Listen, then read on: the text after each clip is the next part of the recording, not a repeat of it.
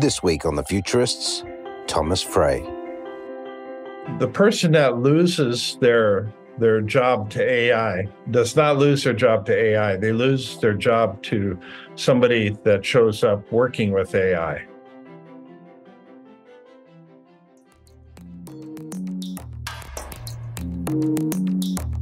Welcome to The Futurists. I am your host, Brett King, and joining us, the other host on the show today is Katie Schultz, Miss Metaverse. Welcome. Hey, happy to be back. So, we've had a pretty amazing start to the season for Futurists. We just interviewed Kim Stanley Robinson. If you're a regular listener to this, you would have heard from that. We had the week before that, Paul Ark. We had Carl Barron showing us how you can create fake identities on the internet using, face swapping technology and so forth. So we've had a really interesting start, but we thought for today's episode, we would bring back one of the highlights from our last season, or one of the guests who was a highlight from our last season. And that is the futurist speaker himself, Thomas Frey. Thomas, welcome back to The Futurists. Yeah, great to be on your show again. Yeah, no, we appreciate it. How's your show going, by the way? Very good. Very good. We have lots of unusual guests. Sometimes, I have these theories about how technology is going to evolve, and we'll bring a guest in to actually validate that, or to tell me I'm full of it. And sometimes it goes either way. So, well, the thing I remember from your last appearance, which I have to commend you on, and we've talked about this as a hosting team, is that you really were able to demonstrate in real time futurist thinking. So that's something that I thought was really interesting. But I thought if we're going to do that, let's do that today to help people sort of understand how to cope with some of the news and issues that are coming out. So Katie and I have been talking about this offline, but in 2023, we have the hottest year in recorded history. And, this not only goes back to our temperature records back to, the 1800s, but indeed, looking at ice core samples and so forth, this is definitely an anomalous situation, and it's likely only to get hotter. That's what we're learning. So that's stressful. And then, from a geopolitical perspective, we've got a whole lot of stuff happening with the crisis in Israel, with the Israel-Palestinian conflict, with the Russia-Ukraine conflict. And one of my favorite political commentators, I don't know if you know him, Thomas, but Ian Bremmer did his projections for 2024 last week. And he did a TED interview on this and expanded on this yesterday, which was, he said, the three greatest geopolitical risks are Israel, Palestine, Ukraine, Russia. But the number one risk geopolitically for the world is the U.S. election in November this year. Oh, yeah. Because he said that the U.S. is at war. And it's a war between the Republicans and Democrats. And it might be a war of ideals or a war of words right now. But from an uncertainty perspective globally, this is pretty clear. Katie, you want to jump in and give your comments?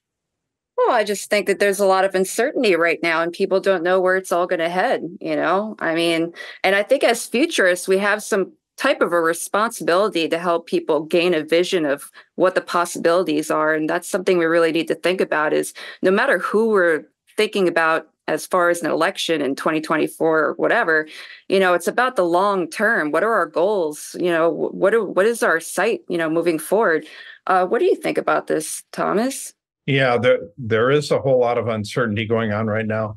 But we also have, with all the tools at our disposal, we have more awareness of the world than ever before. Right. And the awareness is not just newscasts here and there. It's actually videos, it's images. We have live people that will talk about these things. I was listening to a newscast today about the demonstrations going on in Germany right now with the farmers because they revoked a diesel tax exemption over there, and the farmers are saying this is one step too far, and so these are things that we normally wouldn't know about, but suddenly, with all the tools at our disposal, we have the ability to tap into kind of the zeitgeist of what's happening in these different countries. And it's happening on our social media, whether it's X or whether it's on Facebook or Instagram or whatever it might be. We're getting all of these things passed to us. And right now, I know when John Nesbitt was around, what he used to do, he wrote the book, 1984 book called Megatrends. And his technique that he used at that time was to read all the headlines and all the news media that was coming out. And he would have physically delivered all the magazines and newspapers and everything, and he'd go through all the headlines.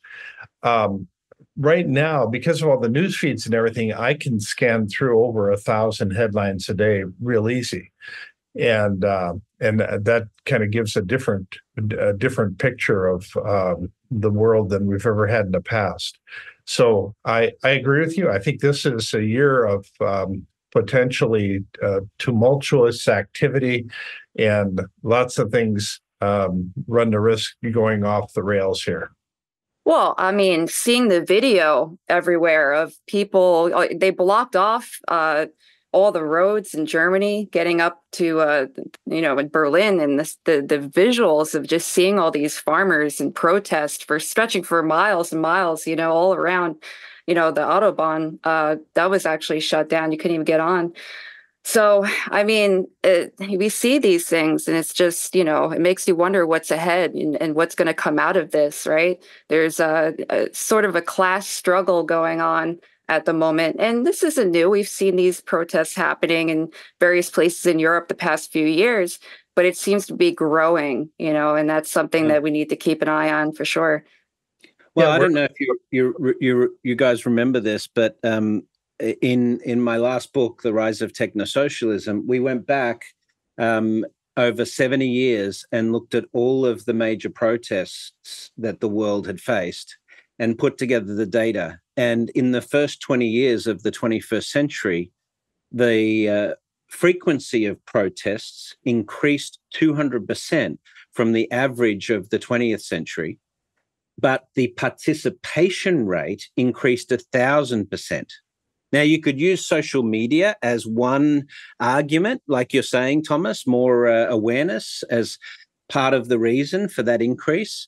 But clearly, economic uncertainty and instability are driving people onto the streets and protesting as well, because we've got so many things happening with climate change and AI, the political situation creating uncertainty. People are grasping for solutions. So, one of the only ways we have to deal with that uncertainty is to make our voice heard through protests. Right. We also have more tools for organizing a protest as well. Yeah. Right. In real time. Yeah. It's much easier to do that than ever before. We don't send letters anymore. We just hit a button and all of a sudden people show up. This is such an unusual world that we're living in right now. And it's seeming more and more like the elected officials are more disconnected from the general population than I've seen in I think in my entire lifetime.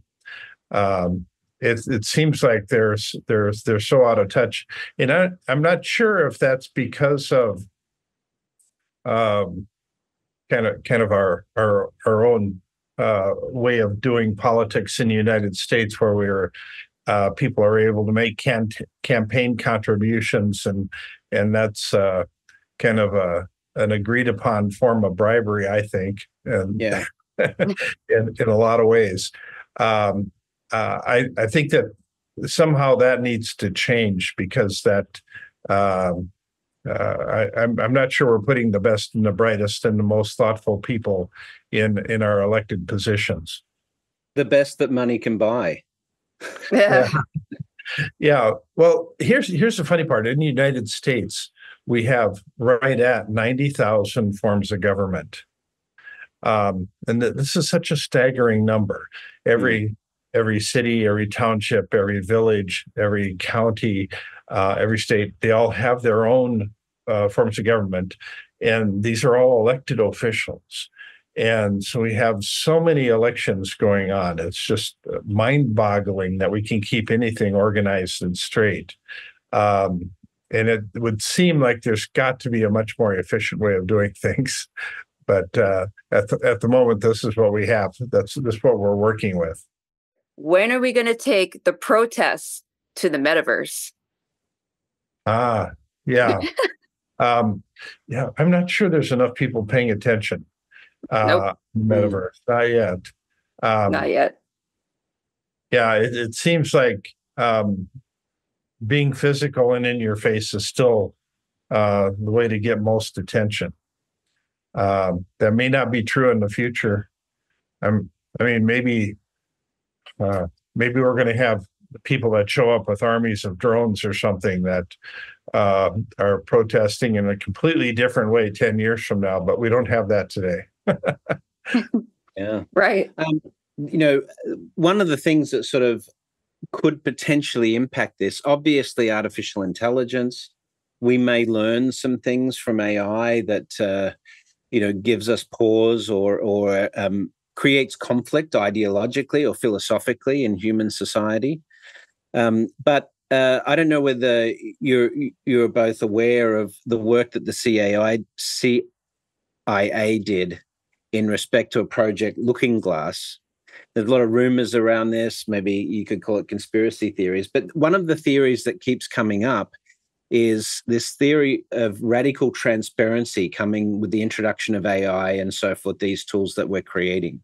And we know that quantum computers could break open a lot of encryption that we have traditionally. That was the whole idea behind the Chinese balloons in the US earlier last year, is that they're trying to capture all this signals intelligence. They can't decrypt US military signals today, but presumably in maybe 7 or 8 years with quantum computing, they'll be able to render that encryption mute. And so suddenly now you have a tool combined with AI and so forth that could sort of render all of these secrets that we have with governments and the sort of internal planning they do, lay that all open on behalf of people. I don't know if we're ready for that sort of radical transparency, but it's, the movement around news and real time and citizen reporting and all of those things seems to be on a trajectory where we might get to that point where you have to be very transparent in society. Well, if you have the neural link, right? If we're all going to be connected, yeah. I mean, yes. We can't lie, right? I mean, It's possible. Right. Well, AI is going to be able to tell if you're lying, right? You'll be able to wear your smart glasses, and your smart glasses will tell you if, the person you're talking to is lying, I wrote a column recently called The Coming Data Wars. And all the AI is being driven by data. And as I see the different AI systems evolving, they're all going to want to have their own unique form of data that differentiates them from everybody else. And so they're going to be making bids for people that show up at their doorstep and say, hey, I have access to this kind of data that nobody else has, specific to the people and how the dream state of people, and I'm capturing people's dreams, or I'm actually able to put in sensors in 500 different cities around the world in their sewer systems, and actually, because of the sensors in the sewer systems of these cities around the world, I can tell how people's diets are changing in these different areas. And I can tell how, I can tell if there's any disease that's starting up in one city or another city. And I can see how all of this is migrating and changing. Now, as we get into all of these unique new forms of data that currently don't exist, then that gives the different AI systems a potential advantage over their competition, but it also gives us ability to look at the world in vastly different ways than we ever have in the past. Yeah. And so I think this is the new gold rush. I think people are going to be looking for these new forms of information and data. And then if you have something that's very unique, you might be able to sell it to some of the spy organizations, the FBI, CIA, KGB, or whatever, because they have unlimited pocketbooks, so to speak, to buy this data and make sure that nobody else has access to it. And so we're going to start seeing this type of data wars going on in the background that most of us will have no idea what's going on. But this becomes the new gold rush because there's tons and tons of money to be made from finding a new source of data. Absolutely. Yeah, for sure. Well, where do we go next with all this data rush? I mean, for people, let's say the younger generations out there, what should they be thinking about the future in terms of careers, or even just bettering their lives, with all this access? Staying positive, right? How do you just stay positive? Yeah. Right. Well, the person that loses their job to AI does not lose their job to AI. They lose their job to somebody that shows up working with AI. Right. And so the technology that is the disruptor, the technology that's disrupting lots of jobs out there right now is the same technology that's going to create all the new jobs.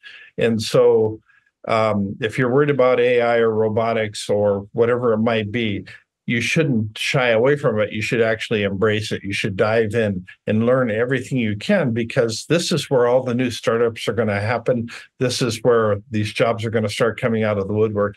And I really think we're entering a time period where we're going to have more jobs than we know what to do with. I don't think we're going to have enough people for all the work that needs to be done, which is just absolutely the opposite of what everybody's thinking right now. And I love to be the contrarian on all these things. And so I think we're in for an era that is going to give us huge amounts of opportunity. Yeah, absolutely. Now, aspiring futurists out there that are younger and maybe graduating from college and they want to become a futurist, what would you say to them? What's the best advice? How should they get into this field and think ahead? Yeah. Well, first of all, it doesn't require any type of degree. It doesn't require any certifications, not yet anyway. Anybody can call themselves a futurist, but there are a lot of different techniques that can be used to give a person some idea of what the future might hold. I put together this course called Future Like a Boss. And it has 14 lessons in it. It has a number of these different techniques that I've developed over the years. It's got a 300-page book. It's so some of these techniques I use are one of them I absolutely love is one called question mapping. And you start off with a core question that you don't know how to answer, and you start asking all the questions around the outside of it, like the who, what, when, where, how, and why, and then what came before, what comes after, and then you start. Each question will lead to another question, lead to another one, and suddenly you may not still be able to answer the core question you started with, but you're going to get pretty darn close. And so it's absolutely fascinating going through something like that.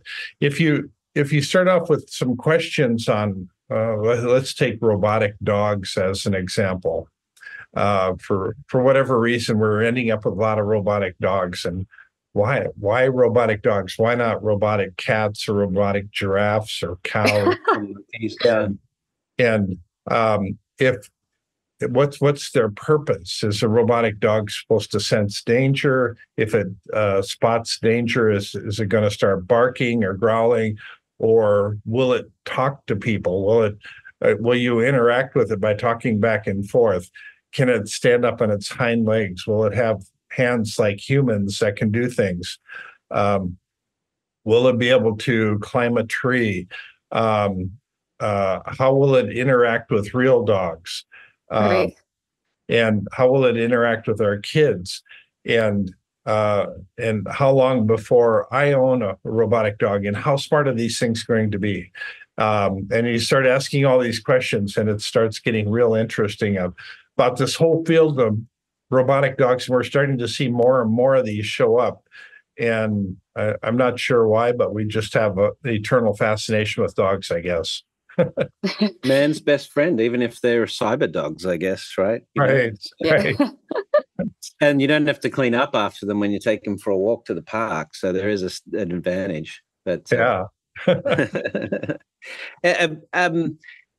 We should talk about robot integration into society as well at some point. But it is interesting that that we've sort of faced this compression almost of so many changes occurring at once. That in itself, that rate of change, I think, brings with itself stress on society. Would you think that's a fair comment, Thomas? Absolutely. There's so many things shifting and changing all at once. And one of the techniques that the futurists have used in the past is they would extrapolate what the trends are of a certain technology and move it forward 10, 15, 20 years. But you can't do that very effectively with a single technology anymore because they're all interconnected.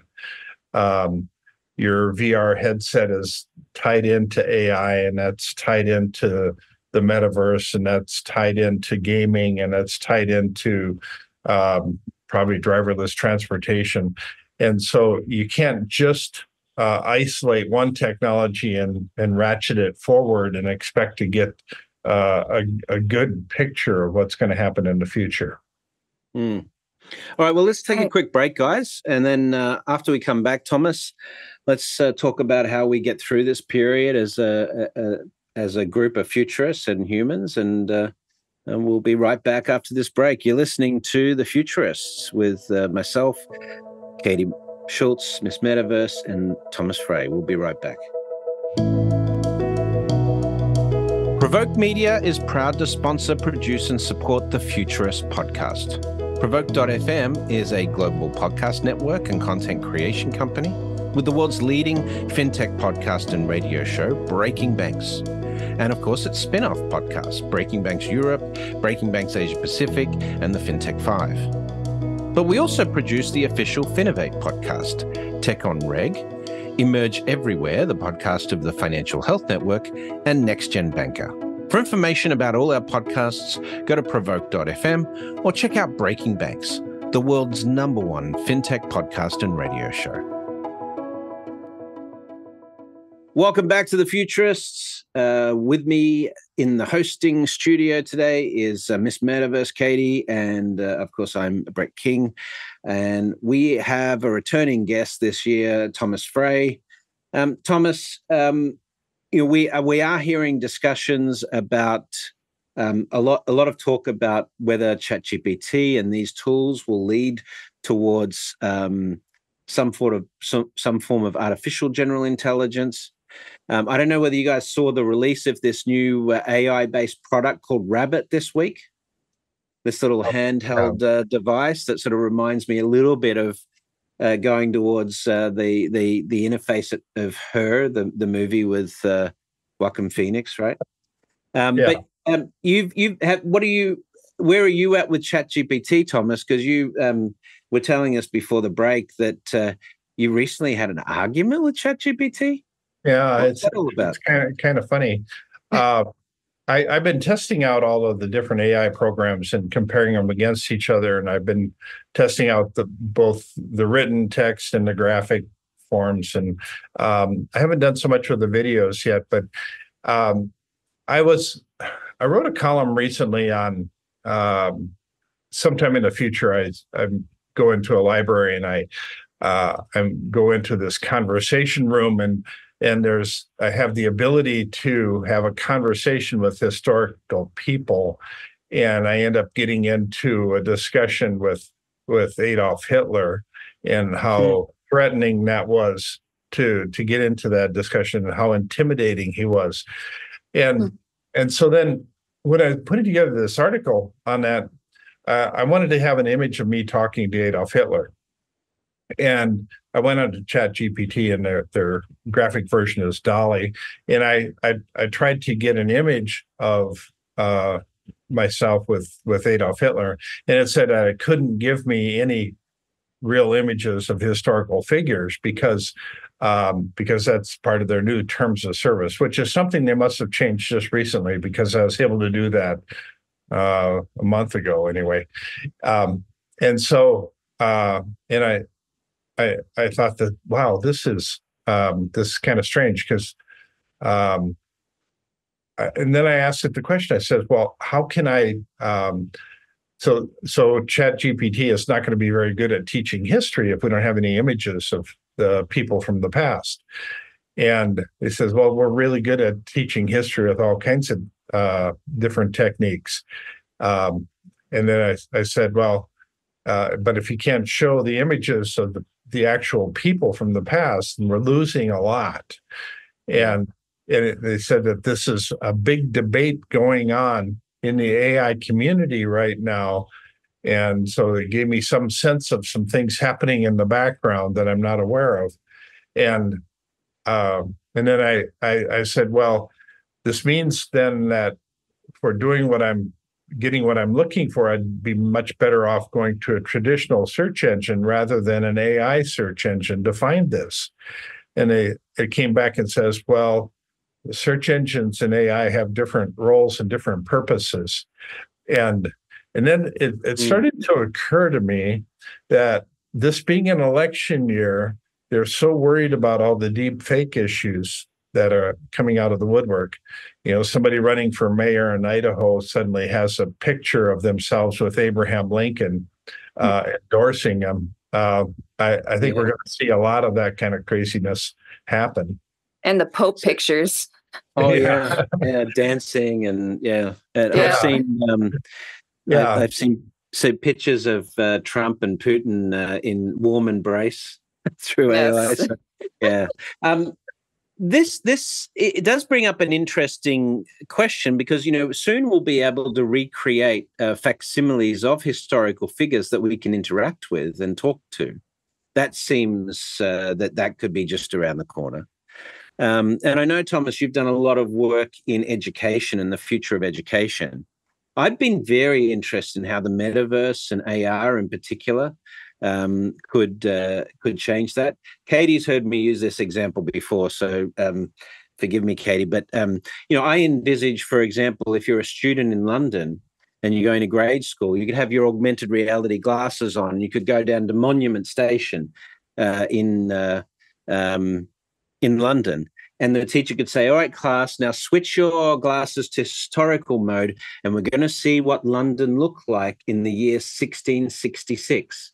And then suddenly the Great Fire of London is on all around you. As a history lesson, that that type of interaction, or speaking to Aristotle or speaking to Isaac Newton about how he came up with the concept of gravity, or how he built calculus and so forth. Those would seem to be extraordinary opportunities to change the way education can live and work. But and it seems like we're coming to sort of the natural end of the industrial, revolution style, drones preparing for factory workers and so forth, with the manager / teacher at the front, and don't answer a question unless you've been spoken to style of teaching. And we need a new approach. So what can you tell us about your views on the future of education? And I actually have the other version of the glasses. So my glasses enable me to see into the future, not the past. That's awesome. You should look at getting that prescription. Can you send me a pair? Yeah. I want one. Yeah. Yeah. No, actually, I think we're going to move into an era very quickly where we'll have smart glasses or smart contacts that will actually record everything that we see, record everything that we hear, and tie those into different sensors that we have on our body we will be able to capture the entire life experience, including everything we touch and taste and feel.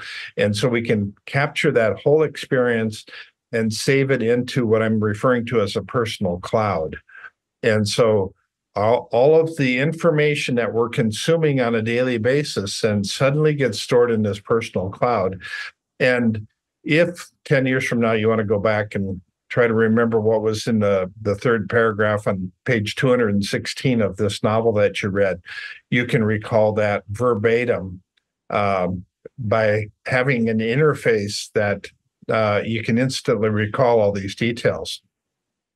Now, this becomes such a massive game changer that suddenly we will start having tools then to assess how much information we're consuming, how much we're retaining, how much we're actually learning, and how much it's changing us.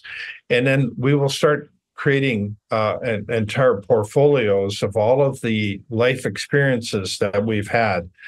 And that becomes just such a massive game changer. Today, we're still using paper resumes, and you think about how antiquated that is, and what a thin slice of who you are gets conveyed in a paper resume.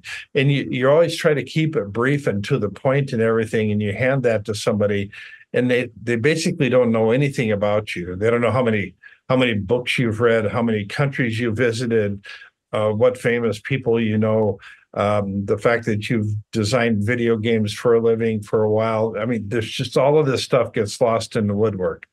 I think that this gives us the tools to start creating a much more efficient, manageable society. And it'll open doors that we never imagined would open in the past. Now, going back to what you said about the way that people could be, let's say students are studying and they have the ability to have that instant recall, the AI boosted memory of studying, how is this going to disrupt the way that we learn? How do we move forward with that? How will it change? Yeah, well, we're not being forced into all this rote memory, that's what so much of education was in the past. Yeah. If we know that we can have access to it, we just need to skim through it. We don't need to actually commit it to memory. That takes a lot of energy to do something like that. So then we will be able to consume so much more information more quickly than ever before in the past. I think it takes society to an entirely new level. It's quite the game changer. There are some really interesting thinking and experimentation going on with education models. The Nordics, Sweden and Finland in particular, have developed some really interesting systems of education, particularly for younger children. And no standardized testing occurs at all in those economies. A lot of learning is done through play and scenario building and things like that, which is really interesting. Jack Ma, before he was unceremoniously sort of put into exile, did a lot of work on the future of education as well. And he spoke about the love quotient as the differentiation for humans versus machine. And I know Elon thought this was, wasn't really credible. Elon's got a very different view of education, of course, with his Ad Astra college that he's built for his kids and so forth. But right. That differentiation of the human spirit, the human experience qualities, because if we do have AI, and AI results in this revolution in employment where we don't have to work as much and creates immense wealth and universal basic income and so forth, what do we do with that spare time? I don't think we're going to sit on the couch in VR all day. Sorry, Mark Zuckerberg, but I think we're going to look for more human experiences, maybe more learning, art, traveling the world, as you said, visiting other countries and experiencing other cultures. I think we may have this explosion of people wanting to do more human experiences. So Right. Education is a long way from sort of building those types of skill sets or encouraging that even. So, from a cultural perspective, where does education fit in the world in the future? Particularly from a lifelong learning perspective, as we have longevity and so forth emerging. Yeah. Well, first of all, if we continue to have to put a teacher between us and everything we're going to learn, we can't possibly keep up with the demands of the future. Right. One thing I've learned, though, is the thing you never ask Elon Musk for is advice in naming your children. Don't X, do Y, that. and Z. Yeah. But as this actually creates such a different world for us moving forward. I wrote a column on the 3 laws of exponential capabilities. Now, all this technology is giving us more and more capabilities. So they talk about AI being a human amplifier. It amplifies our capabilities. And to be honest, every invention in history was also a human amplifier. It always amplified our capabilities, but AI is kind of the greatest amplifier of all times. And so when that amplifies our capabilities, then the amount of things we accomplish in a lifetime are going to ratchet up exponentially. And it might be the amount we accomplish in our lifetime goes up 100x. That's entirely possible. And so in general, society is going to start taking on bigger and bigger projects, mega projects. And we're starting to see this already happening in the Middle East and different places in the world. In India, they built the tallest statue ever built of Sardar Patel. Everything with in Saudi Arabia with the line and everything in Project Neom over there. Yeah. All of that is pretty outrageously gigantic, I guess. Yeah. Ambitious, certainly. Yeah, and it has the potential to become the greatest icon in U.S. in the world history, or the biggest white elephant. We don't know yet. It might all collapse just from the sheer magnitude of everything happening there. If for some reason the flow of money would stop, would cause irreparable harm to these things. We have a guy in Tibet that's making artificial glaciers. I find that absolutely fascinating. Wow, that's cool. Yeah, we have Elon Musk trying to colonize both Mars and the moon. And we'll see if that can actually happen in our lifetime. I mean, these are things that just a few years ago we thought were so far out of reach that they weren't at all possible. Now suddenly, these things start seeming much more doable than ever before. I find that to be quite fascinating. We're becoming able to access more information. We're becoming more aware. We're becoming more transient. We're able to move around. We see populations on the world shifting much easier than ever before in history. And so where does that logic lead? What does that lead to, 20 years from now, 30 years from now? We're still trying to get our mind wrapped around that. I, for one, can't wait to stay at the Moon Colony Hotel. I hear it's going to be fantastic. Yeah, I'm good with one in space even. So yeah. True. Yeah. Low Earth orbit. Elysium. Yeah. I find it interesting. One of the concepts that we're going to have to grapple with is my memory is imperfect at best, and probably getting less perfect as I get older. And I was visiting my father last week, actually earlier this week in Melbourne, and he's got a form of Parkinson's that's neurodegenerative, and he's losing some cognitive ability and so forth. But my point is that we have lived in a world where memory and history is imperfect, but with these sensors and so forth you're talking about, Thomas, it occurs to me that we will have a perfect record of history. We'll have a perfect record of our lives. There won't be the ability to dispute. There'll be different perceptions for different people, seeing the same moment through a different lens. But how do we deal with the fact that we do have this, I call it radical transparency, but a permanent record of everything that's happened, and we can examine that precisely, because it would seem to really change the way we have arguments about things that have happened in the past and so forth. We have a bit of that today, but how does that change our culture? Yeah, it's a great question, because I often was thinking about, if I held a truth meter up to everything that I was taught in the school my entire life, I would find that, I don't know, a high percentage of it was just not true. Yeah, it's true. Even the stuff in science, science changes all the time. Even the stuff in math, we think about math differently over time.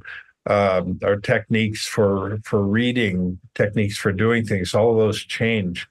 And I was thinking the other day of, what electronic devices do I have around my house that are over 10 years old? And can you think of any around your house that are over 10 years old? The only thing I was able to come up with, not that I use really, but the only thing I could come up with is the extension cord. An extension cord that's over 10 years old. So I have a Commodore VIC-20. Oh, okay. Do you remember those? The old Commodore. I don't use it. It's only got 3.5K of working memory, but I have that as a sort of collector's item. But yeah, but it's not usable, as you say, Katie. Yeah. Oh, I was just thinking, we're at a point now where it's cool to have VHS tapes and DVDs and DVD collections, vinyl records, vinyl records, all of that. There's a certain thing about having something tangible in your hand that's yours that you can hold on to. But I think that's becoming forgotten.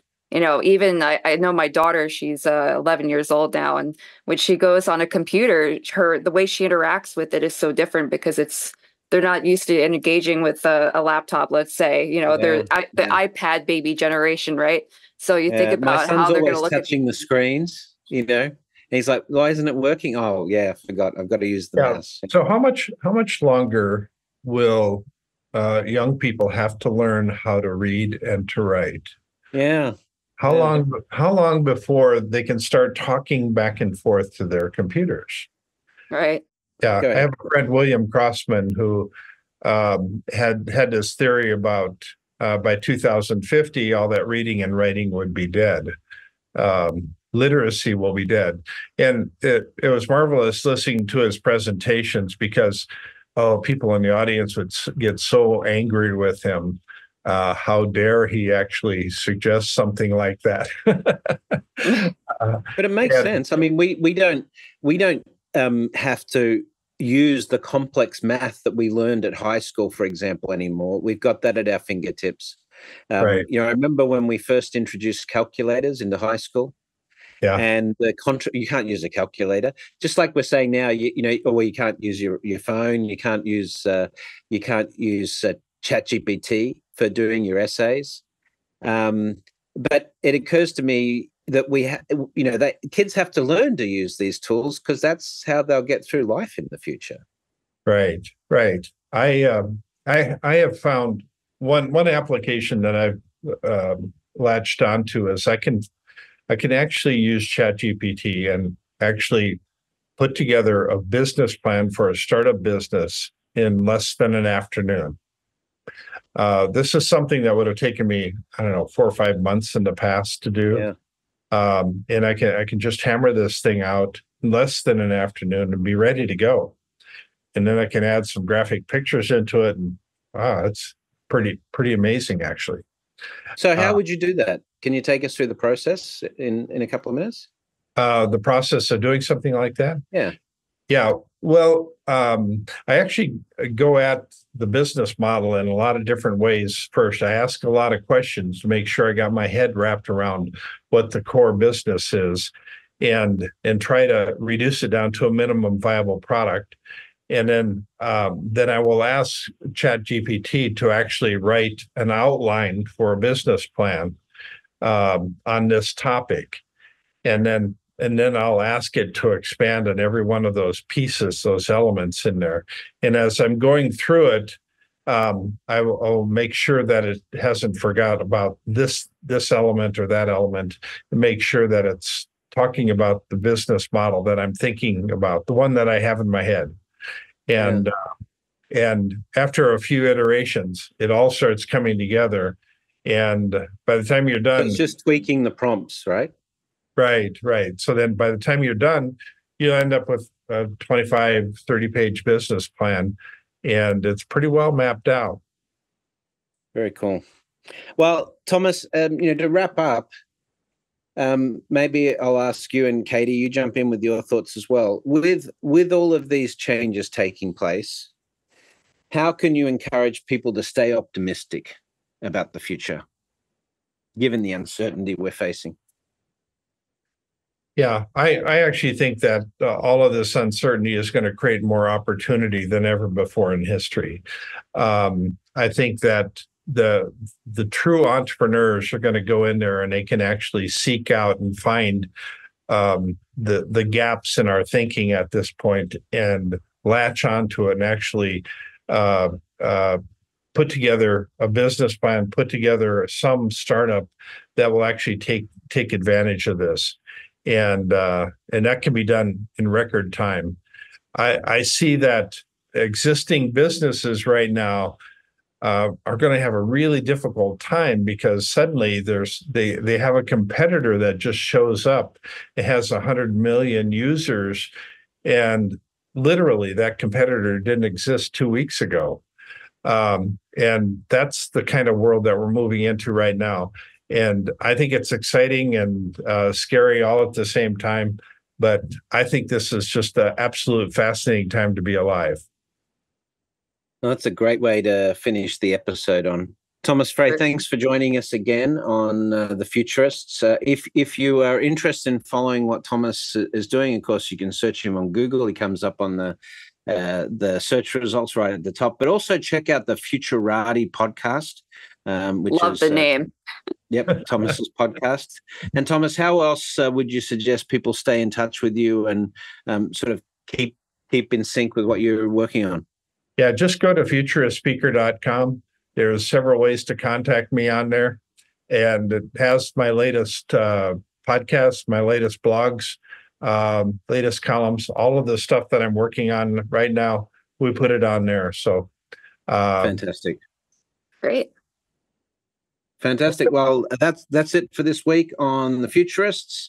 If you like the show, make sure you leave a comment, give us a 5-star review, tweet it out or X it out. What I don't know what we call it now. Zeet it out, right? Yeet it out. Zeet it, yeah.